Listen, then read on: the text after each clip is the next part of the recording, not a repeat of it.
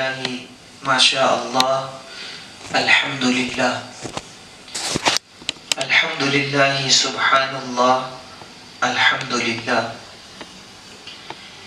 احمدک اللہم یا مجیب کل سائل والصلاة والسلام علی من هو افضل الوسائل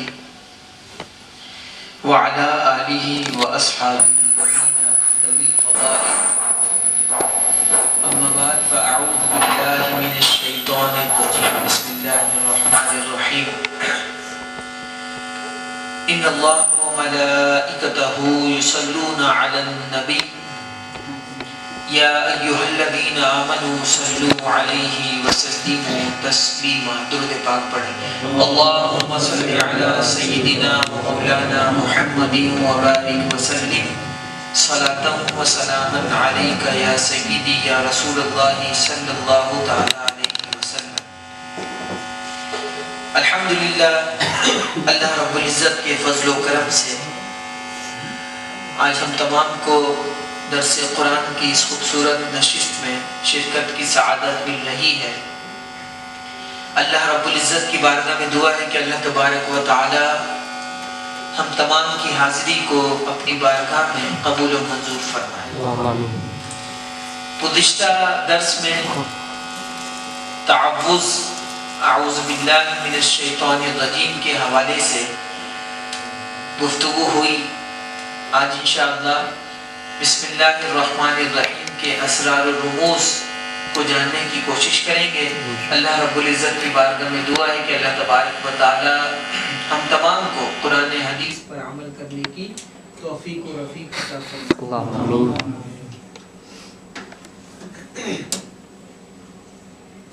بسم اللہ الرحمن الرحیم. عام طور پر یہ 19 حروف پر مشتمل ہے اور یہ 19 حروف ایسے ہیں کہ علماء نے اس کے بارے میں فرمایا تضمنت جمیع الشرع. اس 19 حروف نے پوری کی پوری شریعت کو اپنے اندر سمویا ہوا ہے. اس 19 حروف نے اور پوری شریعت جو ہے شامل ہے. کیسے؟ وجہ یہ ہے کہ دیکھیں عام طور پر بات کی ہے شریعت کی، بات کی ہے شریعت کی، اور آگے جو دلیل ذکر کر رہے ہیں وہ طریقت والی ہے. تو کہا کہ یہ 19 حروف مکمل شریعت کو اس کے اندر موجود ہے. مکمل شریعت کیوں؟ اس لیے کہ جب آپ پڑھتے ہیں بسم اللہ، لفظ اللہ آیا الرحمن الرحیم، تو لفظ اللہ جو ہے یہ اللہ کی ذات ہے اور الرحمن اور الرحیم یہ اللہ کی صفات ہے. تو فرمایا یہ 19 حروف جو بسم اللہ کے اندر موجود ہیں یہ ایسے 19 حروف ہیں جس میں رب کی ذات بھی آ گئی اور اس کی صفات بھی آ گئی. لہذا یہ جو ہے اس کے اندر اتنی جامعیت اور مانعیت ہے. پھر امام قرطبی اس کی تفسیر میں فرماتے ہیں کہ حضرت سلیمان علیہ السلام کے بعد اگر کسی قوم کو بسم اللہ الرحمن الرحیم خصوصیت کے ساتھ اللہ تبارک و تعالی نے کسی کو ان حروف سے نوازا ہے تو وہ رسول اللہ صلی اللہ تعالی علیہ وسلم کی امت ہے. تو حضرت سلیمان علیہ السلام کو اللہ تبارک و تعالی نے جو ہے وہ ان الفاظ سے نوازا. اس کے بعد اللہ کے محبوب علیہ السلام کے حصے میں یہ الفاظ آئے. ابتدا میں الفاظ کیا تھے؟ امام اعمش کہتے ہیں ان رسول اللہ صلی اللہ علیہ وسلم کان یکتب بسمک اللہم. سب سے پہلے آپ علیہ السلام جب کتابت کرواتے تو کتابت یہ کرواتے بسمکا بس. یہاں تک کہ اللہ تبارک و تعالی نے جب قرآن مجید کی آیت مبارکہ نازل فرمائی، قُلِ ادْعُوا اللَّهَ أَوِ ادْعُوا الرَّحْمَنَ، اے محبوب آپ فرما دیجئے پکارو اللہ کو یا رحمان کو۔ جیسے ہی آیت نازل ہوئی تو اللہ کے محبوب علیہ السلام نے بسم اللہ الرحمن لکھوانا شروع کر دیا، اشارتاً سمجھ گئے۔ پھر اس کے بعد جب 19ویں سپارے میں یہ والی آیت نازل ہوئی، انہو من سلیمان و انہو بسم اللہ الرحمن الرحیم، سورہ نمل میں، تو جب یہ آیت نازل ہوئی اس کے بعد آپ علیہ السلام نے مکمل بسم اللہ الرحمن الرحیم لکھوانا شروع کر دیا۔ اب سوال یہاں یہ ہے، قبل اس کے کہ ہم بسم اللہ کے فضائل اور اس کے حروف کی طرف آئیں، سوال یہ ہے کہ بسم اللہ قرآن ہے یا نہیں ہے؟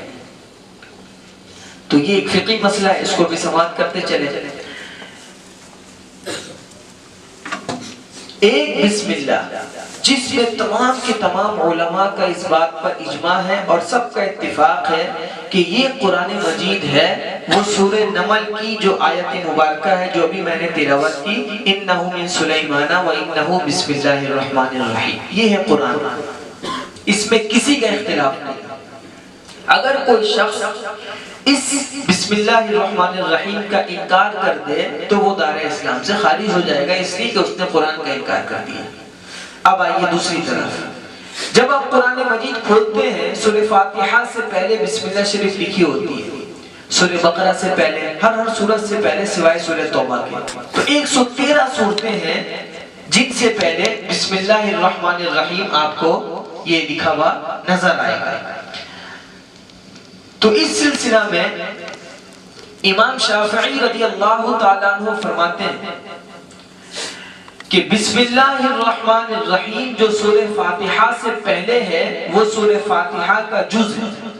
اس کا مطلب یہ ہوا، اگر آپ کسی شافعی سے کہیں کہ سورہ فاتحہ کی ابتدا کہاں سے ہوتی ہے تو وہ یہ نہیں کہے گا الحمد سے لے کر ولدالدین تک ہے، بلکہ وہ یہ کہے گا بسم اللہ الرحمن الرحیم سے اس کی ابتدا ہو رہی ہے۔ ٹھیک ہے، تو انہوں نے جو ہے وہ بسم اللہ الرحمن الرحیم کو سورہ فاتحہ کے لیے جز بنایا اور سورہ فاتحہ کی آیت کے اندر شامل کر دیا۔ پھر دوسری چیز وہ یہ کہ چلو یہ تو مسئلہ حل ہوا، جو سورہ بقرہ سے پہلے بسم اللہ یا دیگر سورتوں سے پہلے جو بسم اللہ ہے اس کا کیا حکم ہے؟ تو اس میں امام شافعی رضی اللہ تعالیٰ عنہ فرماتے ہیں جیسے سورہ فاتحہ سے پہلے بسم اللہ سورہ فاتحہ کا حصہ ہے، اسی طریقے سے جو 114 سورتوں کی شروع میں بسم اللہ ہے وہ تمام کی تمام سورتوں کا حصہ ہے۔ تو گویا کہ ان کے نزدیک سورہ بقرہ کی ابتدا بسم اللہ الرحمن الرحیم سے ہو رہی ہے، نہ کہ الف لام میم سے۔ یہ امام شافعی کا موقف ہے۔ اب آئیے امام اعظم ابو حنیفہ رضی اللہ تعالیٰ عنہ کی طرف۔ امام اعظم فرماتے ہیں کہ سورہ فاتحہ سے پہلے والا بسم اللہ یا سورہ بقرہ سے پہلے والا، اور تمام کی تمام سورتوں کی ابتدا میں جو بسم اللہ شریف لکھا ہوا ہے، امام اعظم کا موقف یہ ہے کہ یہ قرآن ہے، یہ قرآن ہے، لیکن سورہ فاتحہ کا جز نہیں ہے، سورہ بقرہ کا جز نہیں ہے، سورہ آل عمران کا جز نہیں ہے۔ پھر یہ کیوں لکھا ہوا ہے؟ تو امام اعظم کے نزدیک ایک سورت اور دوسری سورت کے درمیان فرق پیدا ہو جائے، اس لیے دو سورتوں کے درمیان فرق پیدا کرنے کے لیے بسم اللہ الرحمن الرحیم لکھ دیا گیا۔ یہ امام اعظم ابو حنیفہ رضی اللہ تعالیٰ عنہ کا موقف ہے۔ امام مالک فرماتے ہیں اس کے بارے میں، وہ یہ کہتے ہیں کہ جو سورہ نمل میں ہے بس وہی بسم اللہ ہے، باقی جو سورتوں کی شروع میں لکھا ہوا ہے یہ بسم اللہ نہیں ہے۔ امام مالک اس کا انکار کرتے ہیں۔ اسی وجہ سے اگر کوئی شخص اس بسم اللہ الرحمن الرحیم کا انکار کرے تو وہ دار اسلام سے خارج نہیں ہوگا۔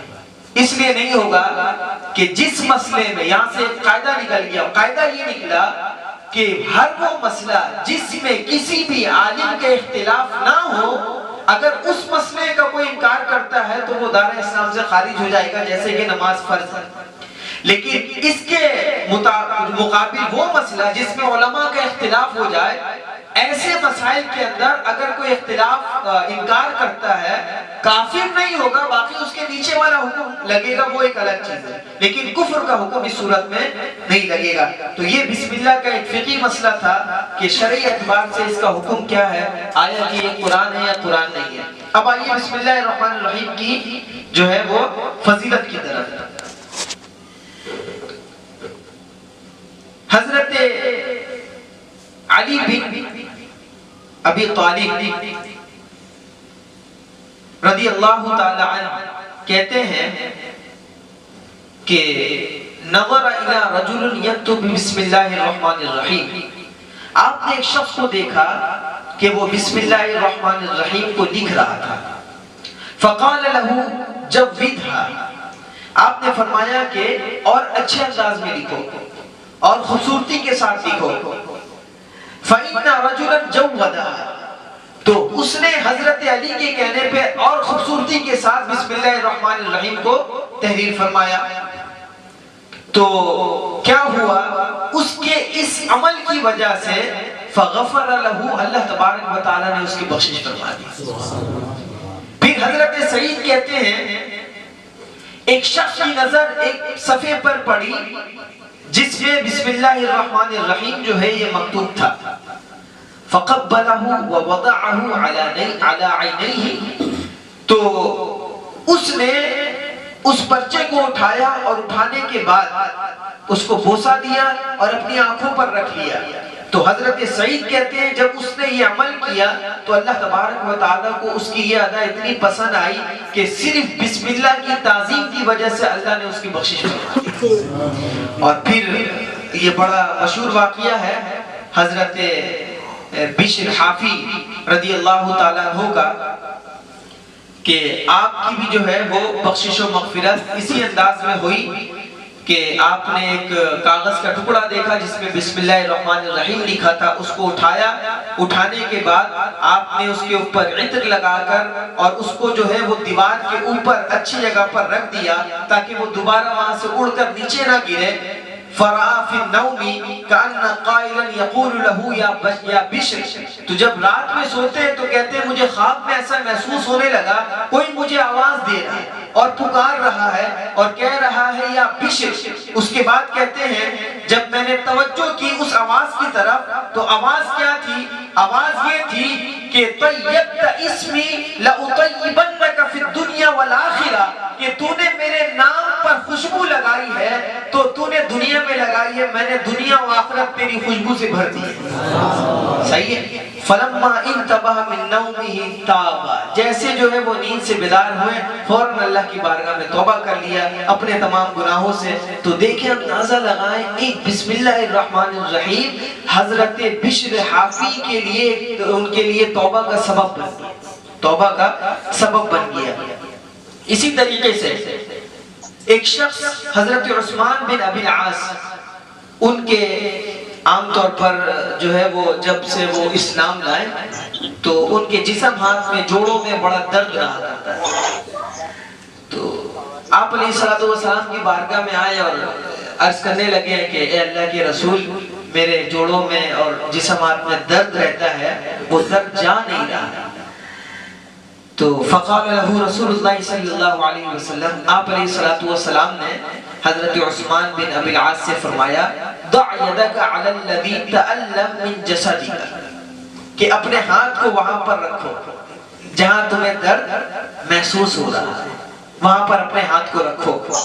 حضرت عمر بن العاص کہتے ہیں میں نے اپنا ہاتھ وہاں رکھا، اس کے بعد سرکار نے فرمایا قل بسم اللہ الرحمن الرحیم، 3 مرتبہ بسم اللہ الرحمن الرحیم پڑھو۔ کہتے ہیں میں نے 3 مرتبہ پڑھا۔ پھر سرکار نے فرمایا وَقُلْ 7 مرات اعوذ بعزت اللہ وقدرتہ من شر ما اجد واحاذر، 7 مرتبہ یہ کہو۔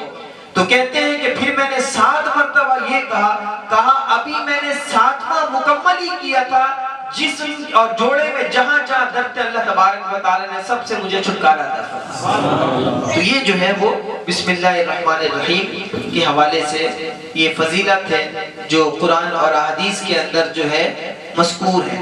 اب آئیے وہ یہ کہ بسم اللہ الرحمن الرحیم کی ابتدا لفظ با سے ہو رہی ہے۔ ابتدا میں جو ہے وہ اللہ تبارک و تعالیٰ نے فرمایا کہ بسم اللہ۔ عام طور پر با جو ہے اس کو عربی میں حرف جر کہتے ہیں، انگلش کے اندر اس کو پریپوزیشن کہتے ہیں۔ تو بسم اللہ الرحمن الرحیم کی ابتدا لفظ با سے ہو رہی ہے،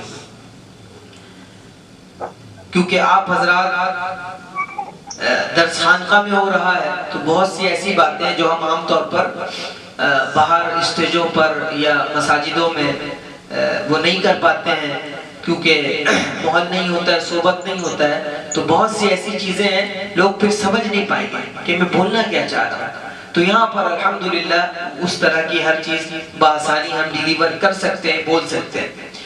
اب دیکھیں یہ آپ کے سامنے جو ہے وہ تفسیر کبیر ہے امام راضی کی، اور بڑی معتبر تفسیر ہے۔ اس طرح کی تفسیروں میں یہ اختلاف نہیں ہے فلاں مسلک کا، ہر مسلک والے اس کو پڑھتے ہو، کسی بھی مسلک سے ہو، بڑی پرانی تفسیر ہے۔ اب اس با کے نیچے انہوں نے کتنی زبردست بات لکھی ہے۔ امام راضی فرماتے ہیں قال اہل الاشارہ، اہل اشارہ نے کہا۔ اب یہ اہل اشارہ کون ہے؟ آپ نے علماء سے گفتگو کرتے ہوئے یہ بات سنی ہے، فقہاء نے یہ بات کہی، محدثین نے یہ بات کہی، متکلمین نے یہ بات کہی، محدثین نے یہ بات کہی، مفتیان کرام نے یہ بات کہی، آپ نے یہ نہیں سنا اہل اشارہ نے یہ بات کہی۔ اہل اشارہ نے، اب یہ اہل اشارہ کون ہے؟ یہ کون سا گروہ ہے؟ یہ کون سا گروہ ہے؟ اب یہاں سے آگے ان کی بات سنیں اور آپ کو اندازہ لگ جائے گا کہ جہاں تک رسائی ایک محدث کی نہیں ہے وہاں پر اہل اشارہ والے پہنچے ہوئے ہوتے ہیں، اہل اشارہ والے پہنچے ہوئے ہوتے ہیں، اور پھر وہ جو معنی نکال کے لاتے ہیں اس کے اندر لطافت اتنی ہوتی ہے کہ اس معنی کو سمجھنے کے بعد انسان کے اندر جو کیفیت پیدا ہوتی ہے وہ الفاظ عاجز ہیں کہ اس کو بیان کس طرح سے کیا جائے۔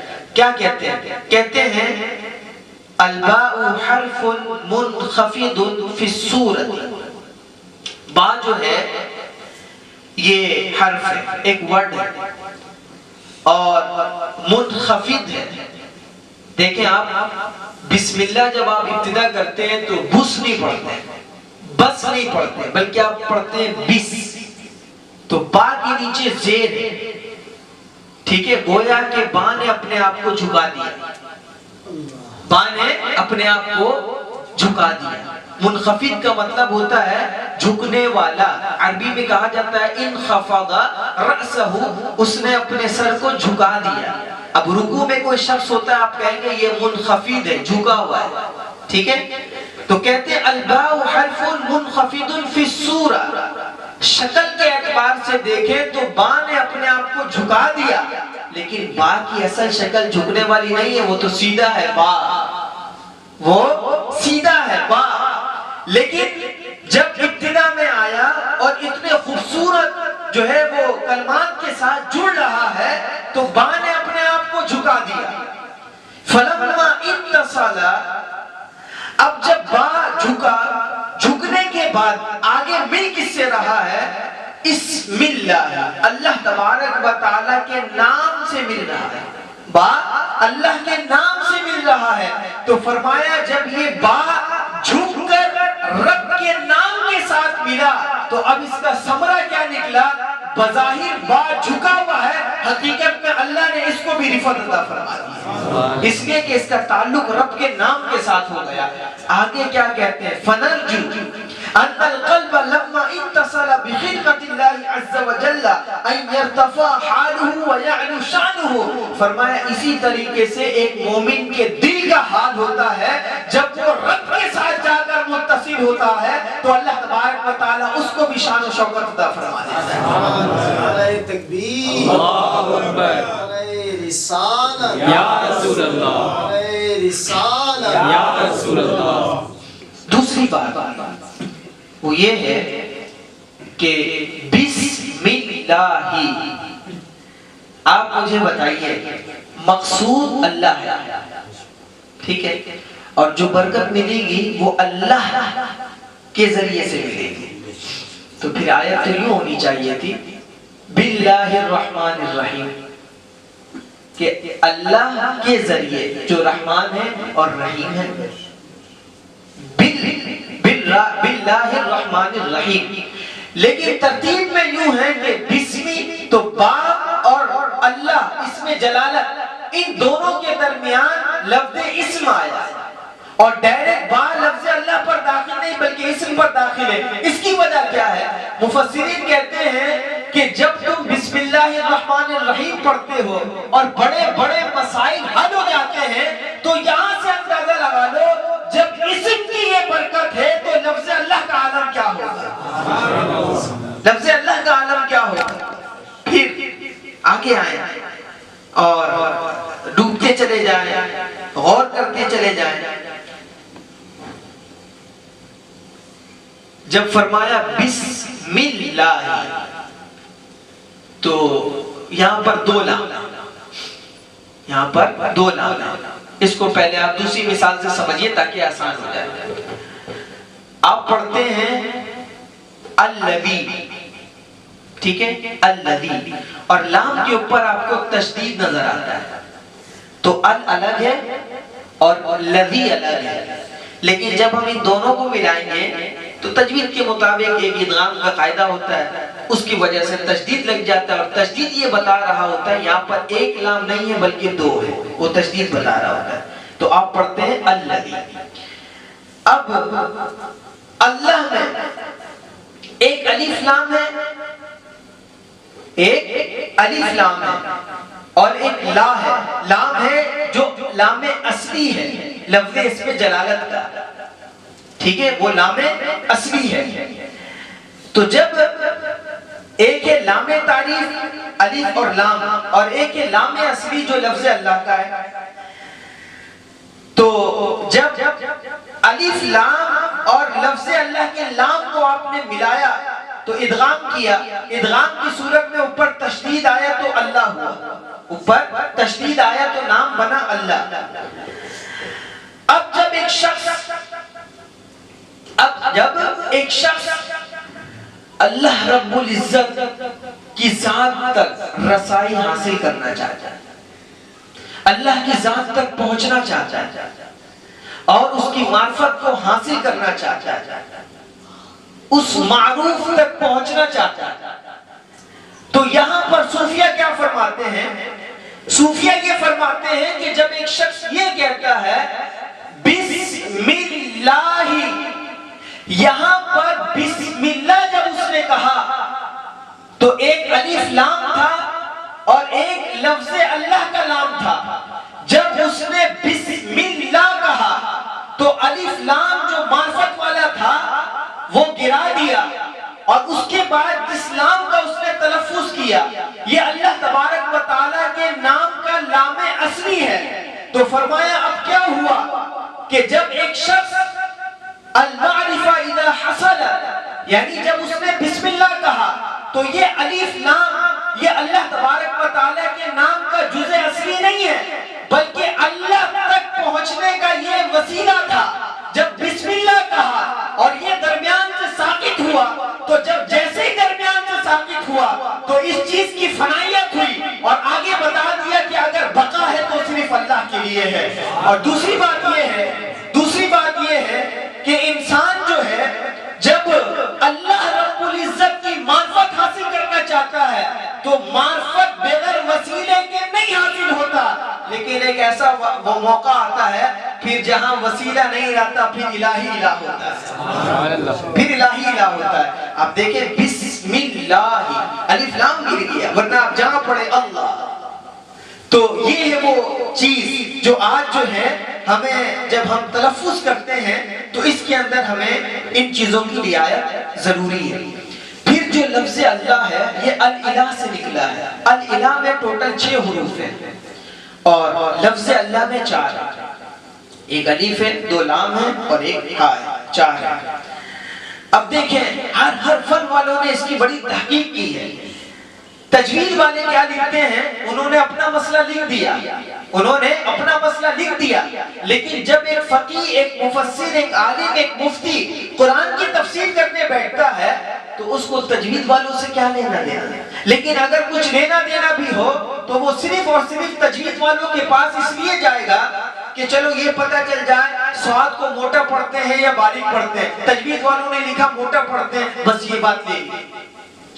تو کو پر پڑھتے ہیں، موٹا پڑھتے ہیں، تو حروف مستعلیہ میں سے بس یہ بات لی، لکھ دیا، آگے چلنا شروع ہو گئے۔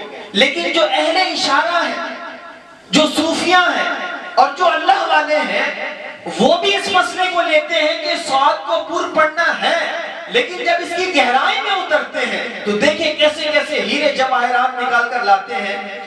کہا کہ الالہ 6 حروف ہے، اس سے لفظ اللہ نکلا جو 4 حروف پر مشتمل ہے۔ اب اس کے اندر حکمت کیا ہے؟ کہتے ہیں فالحمزہ من اقصى الحلق، حمزہ کا جو مخرج ہے یہ اقصی حلق ہے، یعنی جہاں سے حلق کی ابتدا ہوتی ہے یہ ہے حمزہ کا مخرج، یہاں سے حمزہ ادا ہوتا ہے۔ اور لام جو ہے یہ آپ کے زبان کے کنارے سے ادا ہوتا ہے، جس کو طرف اللسان کہا جاتا ہے۔ لام زبان کے کنارے سے ادا ہوتا ہے۔ اور ہا کا جو مخرج ہے یہ بھی اقصی حلق ہے، یہ بھی انتہائی حلق ہے۔ تو اب دیکھیں لفظ اللہ میں ایک حمزہ ہے، 2 لام ہے اور ایک ہا ہے۔ حمزہ کا جو مخرج ہے یہ انتہائی حلق ہے، اور لام کا جو مخرج ہے یہ زبان کا کنارہ ہے، اور پھر آخر میں جو ہا کا مخرج ہے وہ بھی انتہائی حلق ہے، حلق کی انتہا سے ادا ہوتا ہے۔ اب آگے کہتے ہیں وَهُوَ إِشَارَةٌ إِلَى حَالَةٍ عَجِيبَةٍ، کہتے ہیں یہ بڑی عجیب حالت کی طرف اشارہ کر رہا ہے۔ وہ حالت کون سی ہے؟ کہتے ہیں کہ جب انسان کسی بھی چیز کا تلفظ کرنا چاہے گا، کسی بھی چیز کا تلفظ کرنا چاہے گا تو تلفظ کی ابتدا جو ہوگی وہ حلق کی انتہا سے ہوگی، حمزہ حلق کی جو ہے وہ انتہا سے ہوگی۔ پھر اس کے بعد جیسے ہی انتہا سے تلفظ کیا ثم لا يزال يترقى قليلا، پھر آہستہ آہستہ وہ ترقی کی طرف جا رہا ہے، الى ان يصل الى طرف اللسان، یہاں تک کہ زبان کے کنارے پر پہنچ جائے گا۔ حلق کے انتہا سے شروع کیا اور زبان کے کنارے پر پہنچ گیا۔ ثم يعود الى الها، اب پھر دوبارہ جب ہا کا تلفظ کر رہا، کہا اللہ، جب اللہ کہا حلق کی انتہا سے اسٹارٹ لیا، اور لا کہا تو زبان کے کنارے پر پہنچا، اب وہ دوبارہ ہا کہہ رہا ہے، کہا دوبارہ پیچھے کی طرف جا رہا ہے، انتہائی حلق کی طرف جا رہا ہے۔ کہتے ہیں کہ جب یہ دوبارہ پیچھے کی طرف جا رہا ہے، انتہائی حلق کے اندر داخل ہو رہا ہے، یہ کیا ہے؟ کہتے ہیں وَهُوَ مَحَلُّ الرُّوحِ، یہ روح کی جگہ ہے۔ فَكَذَلِكَ الْعَبْدُ يَبْتَدِئُ مِنْ حَوَّلِ حَالَتِهِ الَّتِي هِيَ حَالَةُ النَّكِرَةِ وَالْجِهَالَةِ، انسان جب ابتدا کرتا ہے تو جاہل ہوتا ہے، اسے کچھ پتہ نہیں ہوتا ہے، وہ تمام کی تمام چیزوں سے بے خبر ہوتا ہے، لیکن جب ترقی کرتا چلا جاتا ہے، کرتا چلا جاتا ہے اور زبان کے کنارے پر پہنچ جاتا ہے، اب اسے چیزیں سمجھ آنے لگ جاتی ہیں، اب اسے بہت ساری چیزوں کی خبر ہو جاتی ہے۔ اب جب خبر ہو جاتی ہے تو یہاں منزل نہیں ہے بلکہ لوٹ کر واپس وہی جانا ہے۔ تو یہ ہے وہ مقام کہ جب انسان ایک سیر اللہ ہوتا ہے اور ایک سیر جو ہے وہ فی اللہ ہوتا ہے۔ اسی لیے صوفیہ نے لکھا سیر اللہ کا جو منزلہ ہے اس کا مقام اپنی جگہ ہے، لیکن پہنچنے کے بعد جب بندہ واپس آتا ہے تو اس کا مقام اپنی جگہ ہے، اور اس کا مقام بڑا ہے۔ اللہ اکبر، نعرہ رسالت، یا رسول اللہ، نعرہ حیدری، یا علی۔ تو عزیزان گرامی، آپ اس کے اندر حکمت دیکھیں کہ انسان جو ہے جب تلفظ کرتا ہے بسم اللہ الرحمن الرحیم، اس کے بعد اللہ تبارک و تعالی کا نام، اب اس پر تو بہت سی گفتگو ہے، اسم اعظم پر بھی بڑی تفصیلی بحث لکھی ہے، اس کے اندر کچھ ایسی باتیں ہیں کہ موضوع اور محل ایسا نہیں ہے جو اس پر گفتگو کی جائے، بس علماء نے کہا جو میں خلاصہ نکال کر بتا